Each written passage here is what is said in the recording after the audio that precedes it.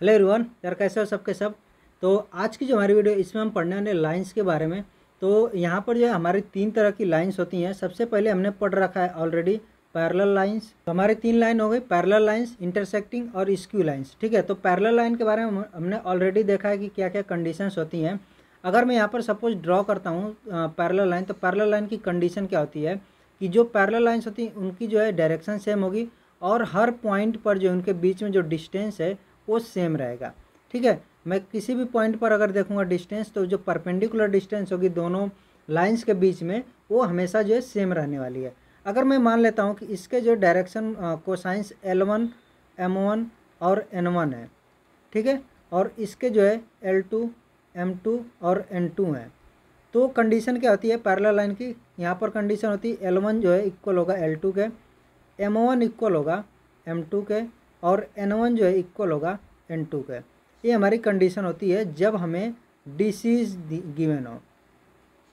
अगर सपोज करो कि DRs गिवन है, एक का है A1, B1, C1 है, ठीक है, एक लाइन का, और दूसरी लाइन हमारी है, इसके हैं A2, B2 और C2 है। ठीक है, यहाँ पर आप कॉमा लगा लेना, मैं कॉमा नहीं लगा रहा हूँ क्योंकि इसमें थोड़ा सा टाइम लगता है, इसलिए कॉमा नहीं लगा रहा हूँ, बट एनीवेज लगा दिया अब मैंने।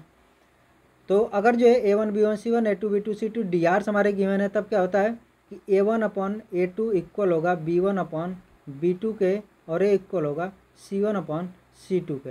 ये हमारा जो है कंडीशन होता है पैरेलल लाइन का जब जो है DRs गिवन हो। तीसरा हमारा सेकंड हमारा है इंटरसेक्टिंग लाइंस क्या होती हैं। इंटरसेक्टिंग लाइंस का मतलब नाम से ही पता चल रहा है कि वो लाइंस हमारी क्या करेंगे, इंटरसेक्ट करेंगे एक दूसरे को। ठीक है, यानी कि अगर मैंने किसी भी तरह से दो लाइन को ऐसे बनाया कि एक दूसरे को कहीं ना कहीं कट करें, ठीक है, कट करें एक दूसरे को, तो कैसी लाइंस होंगी, इंटरसेक्टिंग लाइंस होंगी। यानी कि अगर मैंने एक लाइन ऐसे ड्रॉ किया और इसको ड्रॉ कर दिया ऐसे, अब ये जो एक दूसरे को यहाँ पर कट कर रही हैं, तो ये दोनों लाइंस कैसी हैं, इंटरसेक्टिंग है। अगर सपोज करो मैंने इसको एक को ऐसे ड्रॉ किया, दूसरों को ऐसे ड्रॉ कर दिया, तो आप बोलोगे कि नहीं इंटरसेक्टिंग नहीं है, बट ये इंटरसेक्टिंग है। क्यों है, क्योंकि जब मैं इसको पीछे बढ़ाऊँगा ना, ऐसे पीछे बढ़ाऊँगा इस लाइन को, तो ये जो एक दूसरे को कहीं ना कहीं पर कट करेंगी।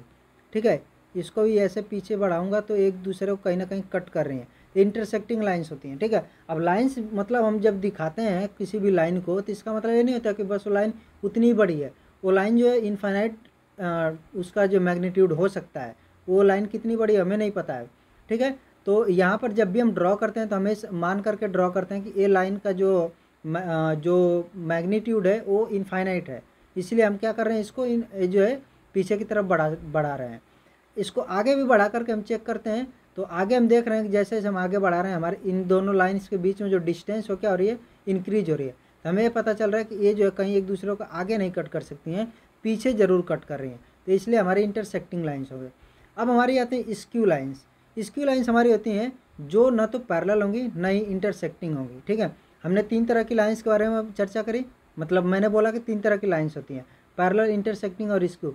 अगर कोई लाइन जो है पैरेलल नहीं है, इंटरसेक्टिंग नहीं है, तो कैसी लाइन होगी, स्क्यू लाइन होगी। स्क्यू लाइन होने का क्या मतलब है कि वो जो है पैरेलल नहीं होगी और इंटरसेक्टिंग नहीं होगी। यानी कि अगर मैं कोई एक ऐसी लाइन ड्रॉ कर दूं जो कि एक दूसरे के पैरेलल ना हो और इंटरसेक्टिंग भी ना हो, ठीक है, तो वो लाइन जो है आपकी स्क्यू लाइन होगी। कैसे, जैसे देखो अगर मैंने एक लाइन ऐसे ड्रॉ कर दिया, ठीक है, तो एक दूसरे को कहीं पर भी कट नहीं कर पाएंगे, क्योंकि इसको मैं ऐसे अगर मैं आगे पीछे ही बढ़ाऊंगा तो ये कहीं नहीं कट कर पाएगी, इसको मैं आगे पीछे कहीं पर भी बढ़ाऊंगा ये नहीं कट कर पाएगी। तो ये हमारी कैसी लाइन हो गई, स्क्यू लाइन हो गई। ठीक है, तो ये हमारी जो है तीन तरह की लाइन्स होते हैं। अब इसमें एक और टर्म आता है जो कि आपको बहुत बार क्वेश्चंस में देखने को मिलेगा, वो हमारा होता है कोप्लेनर लाइन्स। ठीक है, इसका मतलब ये होता है, नाम से अगेन पता चल रहा है, कोप्लेनर मतलब सेम प्लेन में। ठीक है, अगर मैं पैरेलल लाइन की बात करूँ, दो लाइन्स अगर मैंने ऐसे ड्रॉ किए, तो हमारा क्या होगा, ये जो है एक ही प्लेन में लाई करेंगे। ठीक है, ऐसे मैं एक प्लेन करूँगा तो इस प्लेन में लाई करेंगी। इंटरसेक्टिंग लाइन वो भी जो है कहीं ना कहीं एक दूसरे का ऐसे कट करेंगे, कहीं से भी कट करेंगे, तो जो वो लाइन लाई करेगी ना, एक ही प्लेन में लाई करेगी। ठीक है, तो हमारी जो दोनों लाइन्स होती हैं वो कैसी होती हैं, कोप्लेनर होती हैं। लेकिन जो स्क्यू लाइन है, अगेन पहले ही मैंने बोला था कि वो जो इंटरसेक्टिंग नहीं होंगी।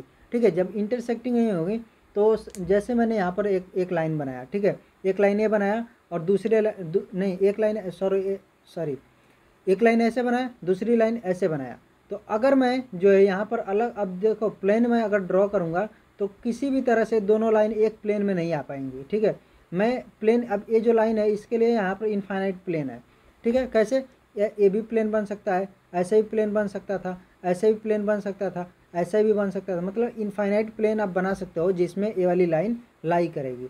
ऐसे ही इस वाली लाइन के लिए जो है, अगर मैं इस लाइन की बात करूँगा तो इसके लिए भी ऐसे प्लेन बनेगा, ऐसे ऐसे ऐसे आप सब तरह से घुमा लोगे प्लेन बनेगा। लेकिन ये जो लाइन लाई कर रही थी और ये जो लाइन लाई कर रही है, ये देखो ये जो है कोई भी एक ऐसा प्लेन नहीं आप बना पाओगे जिसमें कि ये दोनों दोनों जो है, दोनों लाइंस जो है एक ही प्लेन में आ जाए। ऐसा आप एक प्लेन नहीं बना पाओगे, ठीक है। अब दो प्लेन बनाओगे जिसमें कि अलग अलग ये लाई करेंगी, ठीक है। तो ये इसलिए जो है स्क्यू लाइंस होती हैं, जो कि क्या होती है हमारी, इसको और दूसरे नाम से भी क्या बोलते हैं स्क्यू लाइंस को, नॉन कोप्लेनर लाइन। ये चीज़ आपको विजुलाइज करना बहुत ज़रूरी है कि हम किस तरह से यहाँ पर लाइन को बना रहे हैं, ठीक है। जब मैं प्लेन की बात कर रहा हूँ तो किस तरह से मैं प्लेन को ड्रॉ कर रहा हूँ, इसलिए मैं आपको जो है थोड़ा सा यहाँ पर विजुलाइज कराने की कोशिश कर रहा हूँ कि आपको चीज़ें और ईजिली जो है समझ में आ सकें, ठीक है। अगेन मैं इसको समझा देता हूँ। जैसे एक लाइन, मैं दो लाइन यहाँ पर लिया हूँ, ठीक है। एक लाइन मेरी यहाँ पर ऐसे थी और एक लाइन ऐसे है, ठीक है। अभी मैं ऊपर वाली को हटा रहा हूँ, अब मैं इसको बना रहा हूँ, ठीक है। इसको यहाँ पर क्या होगा, मेरा एक प्लेन ए बनेगा, फिर ऐसे में इस प्लेन को घुमाता जाऊँगा तो जो है देखो एक इस प्लेन में लाई करेगी, यहाँ पर ये लाइन ऐसे है, यहाँ पर इस ऐसे प्लेन में लाई कर रही है। मैं इस प्लेन को ऐसे भी घुमाऊँगा तब भी इसी प्लेन में लाई करेगी, ऐसे भी घुमाऊँगा तो इसी प्लेन में लाई करेगी, ठीक है। किसी भी तरह से मैं इस पर घुमाता जाऊँगा तो ये क्या करेगी, इसी प्लेन में लाइन जो है लाई कर रही है। लेकिन जैसे ही मैं इस वाले की बात करता हूँ कि ए वाली किस प्लेन में लाई करेगी, तो अब मैं इस वाली लाइन को पकड़ता हूँ। अब यहाँ पर देखो क्या होगा कि ऐसे जो है इस प्लेन को घुमाता जाऊँगा, इस प्लेन में जो है इनफाइनाइट आपके प्लेन मिलेंगे जिसमें ए वाली लाइन जो है आपकी लाई करेगी, ठीक है। अब मेरे को क्या चाहिए, मैं देखना चाहता हूँ कि कोई एक ऐसा प्लेन मुझे मिल रहा है क्या कि जिसमें जो है ये दोनों लाइन एक ही प्लेन में लाई कर जाए। तो इसके लिए मेरा क्या था, ए वाला ऐसे मेरा था, ठीक है। तो ऐसे मैं ऐसे मूव कर रहा था। अब अब देखते रहना, ठीक है। यहाँ पर आपका ऐसे था, तो आप चेक करते जाओ कि कोई ऐसा प्लेन आपको मिल रहा है जिसमें ये वाली जो लाइन है आपकी पूरी की पूरी आ जाएगी। तो आपको ऐसा एक भी प्लेन नहीं मिलेगा, ठीक है। आपको एक भी ऐसा प्लेन नहीं मिलेगा जिसमें कि ये वाली लाइन आ जाए। अब कुछ लोग बोलेंगे कि नहीं ऐसे तो अब आपकी ये वाली लाइन आ जा रही है, लेकिन यहाँ पर ध्यान तो दो, ये वाली जो लाइन है ना ऐसे ऐसे जो है ना थोड़ी सी तिरछी लाइन है, ठीक है। तो जब तिरछी लाइन है तो इसके लिए प्लेन ऐसे होगा, थोड़ा सा टेढ़ा बनेगा।